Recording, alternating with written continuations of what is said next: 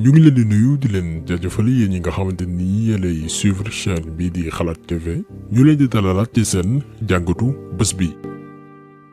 Il faut combattre contre cet état de fait que on souffre d'un complexe de persécution. Il faut combattre cette idée que on ne peut pas faire autrement, nous sommes noirs, on doit accepter. Il faut montrer que certaines places nous appartiennent et que ces places qui nous appartiennent, on doit se battre pour les avoir. Voilà. ñoo ko déggandoo moom dem si yàlla si di Pape Diouf yàlla na suuf woyof ci kawam ci benn ci ay intervention am mu doon ñaax africain yi rawatina ñi nga xam ne ñoo ngi nekk bitim réew bañ a am sentiment d'infériorité maanaam jàpp ni lépp lu baax rek nasaraan si moo ko yeeyoo mu ne doomi Afrique yi rawatina ñi nga xam ne ñi ngi yëngu ci wàllum sport dem formé wu ci maanaam tàggatu ngir mérité yenn ndombal tànk yi muy benn discours boo xamante ni day wone caractère doomi aadama bi waaye itam jaar-jaaram parce que bokk na tey ci africains yi nga xamante ni ñoo dindi complexe yi suñu doomi réew yi doon am di jëmale ci nit ku weex mu wone ab exemple maanaam bokk ci ñi xaalu yoon wi parce que avant moom mënuñu woon imaginer que ni ab doomi Afrique juddoo ci continent bi dina dem ba nekk président benn ci ay club yi gën a mag ci wàllum histoire biir Europe muy Marseille loolu lépp daan ci ñëw maanaam jaar-jaaram parcours bi nga xamante ni def na ko en tant que journaliste agent de joueur président de club dem sax ba sóobu ci li nga xamante ni mooy wàllum politique ci élection municipale yi amoon France en 2014 muy koo xamante ni bu weesoo tey hommage bi nga xam ni bëgg nañ ko rendre source d'inspiration la source de motivation la pour bépp africain rawatina sénégalais moo xam nga ni ci biir réew mi wala bitim réew nga xam nga ni mun nga dooree ci dara pour ràññeeku ci domaine bi nga xamante ni fa ngay yëngu te lépp nag ci ngor ci dignité ak si fulla parce que li gën a am solo ci parcours Pape Diouf mooy kenn mësu koo tudd ci loo xamante ni yoon daf koy aaye malgré casquette yi nga xamante ni jot na ko porter durant parcours bi yépp moom Pape Diouf turam dëgg di Mababa Diouf mi ngi juddu le 18 décembre 1951 ci benn dëkk bu ñuy woowee Abéché di ñaareelu ville bi nga xamante ni moo ëpp dayo ci réew bi di Tchad gannaaw capitale bi di N'Djamena waajuram bu góor nekkoon militaire ñu affecté woon ko ci Tchad en tant que responsable du garage de l'armée française parce que jamono jooju France moo ñu colonisé woon moom Pape Diouf bi mu juddoo ba am juróom benn weer ci la famem décidé ñibbi si Sénégal avance am yépp daanaka mu defee ko ci biir réew mi bi mu gënee nag dëgër la ko ay waajuram yóbbu Richard Toll ci benn nijaayam buy wuyu ci turu Jean Paul diggante bi muy am juróom benn at tamit jàpp fukki at jàngee na également dëkk bi nga xam ne mooy Mauritanie laataa muy retourné Dakar wóyal li nga xamante ni mooy njàngam ci école bii di collège Saint-Michel mais jamono jooju fekk mi ngi amoon 17 ans njàngam dafa amoon ay perturbation maanaam résultat mi demeewul woon noonu loolee sabab waajuram bu góor yóbbu ko France fi nga xam ne mooy Marseille pour que non seulement mu defee fa bagam mais tamit bu paree def lu ñuy wooye service militaire comme moom mais bi mu nee cëpp France Pape Diouf dafa jël yoonu boppam maanaam deful li waajuram bu góor bëggoon mu topp ko maanaam def service militaire loolee taxoon waajuram bu góor mere woon ko torop léegi nag Pape Diouf gannaaw ba mu jëlee yoonu boppam mu war a débrouiller jël boppam en charge muy def yenn liggéey yu ci mel ni coursier nekk na tamit pointeur ci port bu Marseille waaye itam doon na liggéey journalier ci yenn entreprise yi ci même période boobu noonu maanaam jamono gi muy xoslu mu def candidat libre am li nga xam ni mooy baccalauréat am après loolu mu def concours daal di réussir dugg ci institut d'études politiques d'Aix-en-Provence di continuer également di takkale ak yeneen liggéey yi nga xamante ni mi ngi ko doon def mais malheureusement pour moom jotul woon yeggali njàngam ci boobee institut parce que amul woon ay moyens par la suite ci la intégré benn administration publique bu France ñu koy woowee PTT maanaam këru liggéeyukaay bi nga xam ne mooy ceetu lépp lu jëm ci wàllum poste télégraphe ak téléphone foofu la xamanteeg benn waay ju ñuy woowee Tony Salvatori nekkoon du benn du ñaar champion de France ci tàggat yaram bi ñuy woowee chasse sous-marine moom aussi doon liggéey ci service des postes en tant qu'inspecteur moom ak Pape Diouf doon waxtaan lu bari ci wàllum football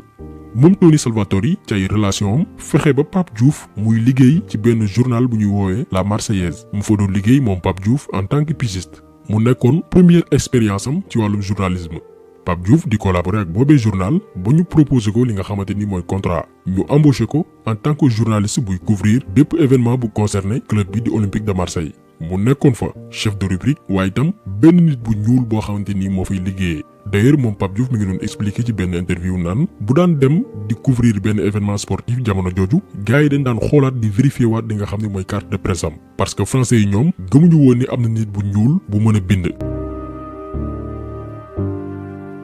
Pape Diouf def lu toll ci 12 ans maanaam fukki at ak ñaar ci journal boobu di La Marseillaise avant muy rejoindre benn quotidien sportif bu ñu woowee Le Sport ki ko créé woon di benn producteur de télévision di Xavier Couture. mais malheureusement quotidien sportif boobu noonu jotul woon am succès parce que actionnaires yi dañu amoon problème seen biir ba dañ ko mujjoon tëj.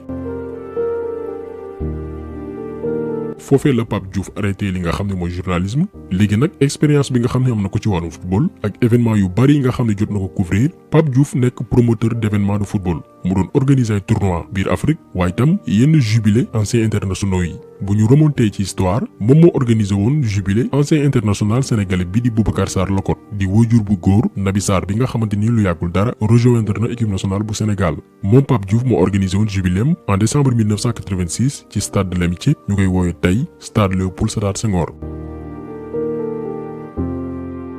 jamono di dox Pape Diouf ne pourquoi pas nekk agent de joueur d'autant plus que xam ne milieu bi ci noonee la lancé wu ci secteur boobu noonu pour gérer carrière yenn footballeurs yi créer benn société boo xamante ni mi ngi wuyoo ci turu mondial promotion di ab société boo xam ne la ko tax a jóg mooy accompagner yenn footballeurs yi moo xam ci wàllum transfert contrat yi nga xam ne ñu ngi koy signé ak ay club mais tamit di gunge sportif yi bu weesoo wàllum sport maanaam ci seen hygiène de vie seen comportement lépp rek pour que joueur bi mën di refléter benn image bu baax bu weesoo terrain de football yi. moo tax bu ngeen seetloo joueurs yi nga xamante ni jot na nekk seen agent moom Pape Diouf raar na ñoo xamante ni dégg nañ leen ci ay scandale parce que moom da doon accompagner footballeur bi ci bépp plan moo xam ci côté sportif bi mais tamit ci vie privée am joueurs yi mu njëkk a nekk seen agent nag ñu ràññee ci kii di Basile Boli waaye itam Camerounais bii di Joseph Antoine Bell par la suite nekk na agent wu Didier Drogba jot na également yor yenn joueurs internationaux français yu ci mel ni Marcel Desailly Grégory Coupé William Gallas ba ci Samir Nasri bi nga xam ne bi muy am 13 ans la Pape Diouf nekk agent am Pape Diouf jotoon na aussi gérer carrière joueur sénégalais yu ci mel ni Habib Beye Alassane Ndour bi nga xam ni moo ko njëkk a signal contrat professionnel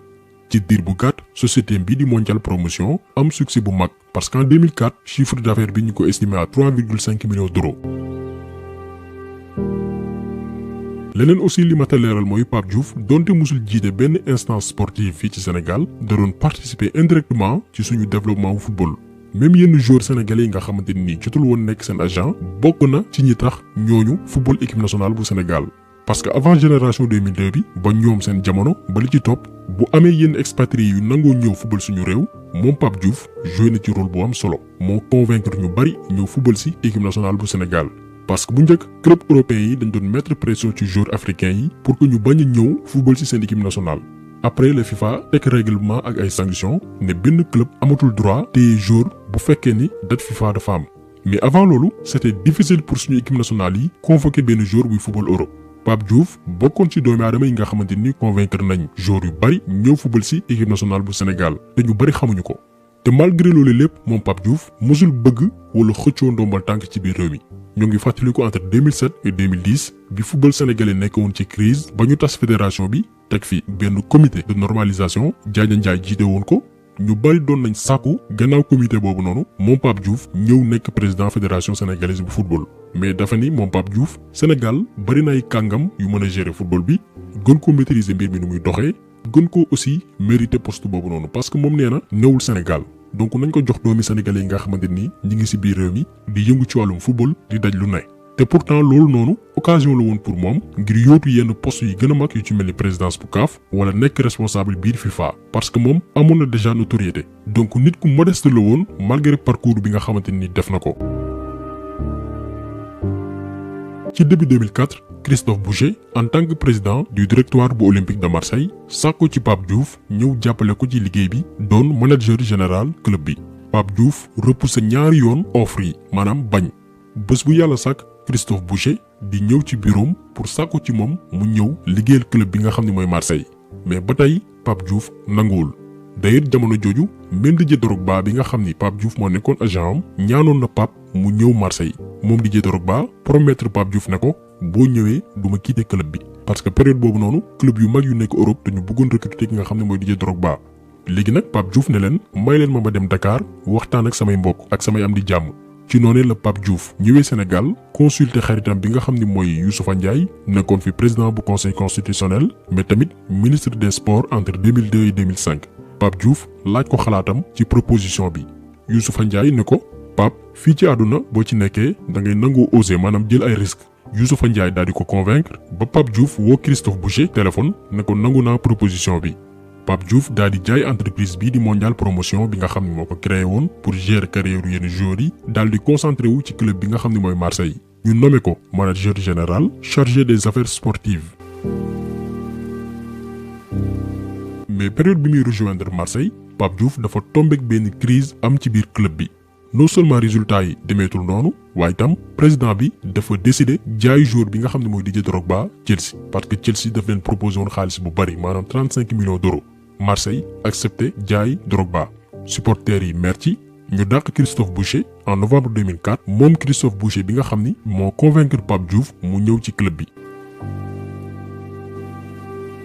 bi mu demee nag Pape Diouf remplacé ko par intérim ci jamono joo xamante ni ay clan yu bari amoon na ci club bi nga xam ne mooy Olympique de Marseille. ñu waroon nag régler problème bi patron wu club bi di Louis Dreyfus organiser benn réunion pour génn ci crise boobu noonu ak yenn dirigeant wu club bi ñu convoqué leen woon ci réunion bi. mais ci ndaje boobu noonu Pape Diouf dafa décider woon quitter club bi mais ñu bari dañoo bañ ki ñu ci gënoon ràññee di Louis Acariès nekkoon conseiller président club bi moom dafa taxawoon ni Pape Diouf du dem parce que benn xam ne ville bii di Marseille. xam na itam réalité club bi am na réseau mais tamit contact yoo xamante ni mën na ko sax permettre mu jiite club bi. finalement Pape Diouf d'accord ni dafay des yemuñ ci patron club bi di Louis Dreyfus accepté proposition maanaam ñu def Pape Diouf président club bi di Olympique de Marseille en 2005. Pape Diouf nekk doomi nit ku ñuul bu njëkk bu jiite ab club européen boo xamante ni mi ngi évoluer en première division. gannaaw bañ ko tabee ñu teg ci ay weer club bi di Marseille commencé changer xar kanam problème yi amoon ci biir club bi tàmbalee réglé wu waaye tam résultat wu club bi di Marseille commencé amélioré wu parce que moom Pape Diouf bi muy jël club bi maanaam saison 2005-2006 Marseille mi ngi terminé woon 5e ci classement championnat bu France saison bi ci topp muy 2006-2007 ñu jël 2e saison 2007-2008 club bi terminé 3e saison 2008-2009 Marseille terminé 2e ci championnat bi. club bi di participer régulièrement Ligue des champions waaye itam nekk finaliste Coupe de France ñaari yoon yu tegaloo entre 2006 ak 2007. beneen liggéey bu gën a am solo bi Pape Diouf def bañ ko tabee ci bopp club bi di Marseille mooy dafa stabiliser li nga xam ne mooy budget club bi parce que at yi nga xamante ni moo weesu yëpp club bi da doon ñàkk xaalis mais moom bi mu ñëwee club bi dafa stable liggéey bu am solo mu ko fa doon def ba tax mu am ñaari mandat avant que muy quitter le 17 juin 2009. mu nekk président olympique de Marseille bu gën a yàgg ci poste bi depuis jamonoy Bernard Tapie en 1994 loolee tax mu gagné respect club bi nga xam ne mooy Marseille waaye tamit respect supporters yi ak football mondial d'après parcours ak liggéey bi nga xamante ni def na ko preuve bi mooy dafa quitté club bi at bi ci topp Marseille jël championnat bu France muy résultat wu liggéey bi nga xam ni def na ko depuis 2005 parce que depuis ba mu jiite woon club bi nga xam ne mooy Marseille club bi dafa doon monter en puissance. bu weesoo également wàllum football Pape Diouf ràññeeku na ci yeneen domaine en 2012 François Hollande jiite woon réew bi di France sargaloon na ko def ko chevalier de la Légion d'honneur. en 2014 aussi Pape Diouf lancé wu na ci li nga xam ne mooy wàllum politique gannaaw ba ko parti yu bari doon sollicité ci élection municipale yi amoon France. finalement mu jiite benn liste bu ñuy woowee changer la donne mu doon ab coalition bu ëmb ay association waaye tam ay membres société civile. moom Pape Diouf tolloon ci 68 ans maanaam juróom-benn fukki at ak juróom-ñett ci hôpital bu Fann bu Dakar gannaaw bi ko jàngoro ji di coronavirus daanelee woon. ci leeral dañ ko waroon évacuer France ci bés boobu noonu précisément ci ville bi nga xam ne mooy Nice mais malheureusement situation am stable loon loolee sabab mënul woon quitter Sénégal di ko jaale njabootam ak am di jàmmam mais surtout sénégalais yi parce que Pape Diouf fierté bépp sénégalais la. ñi ngi ko denc ci cimetière bu Yoff xanaa di ñaan suñu borom yërëm ko te xar ko aljana ñeneen ñi nga xamante ni itam jàngoro ji tëral na leen suñu borom may leen wér ba ñu mën a doxi seen yite donc taxaw seetlu bi tey loolu la woon ñu ngi leen di gërëm di leen jaajëfal di leen dig daje beneen yoon ci beneen jàngat jaa ngeen jëf.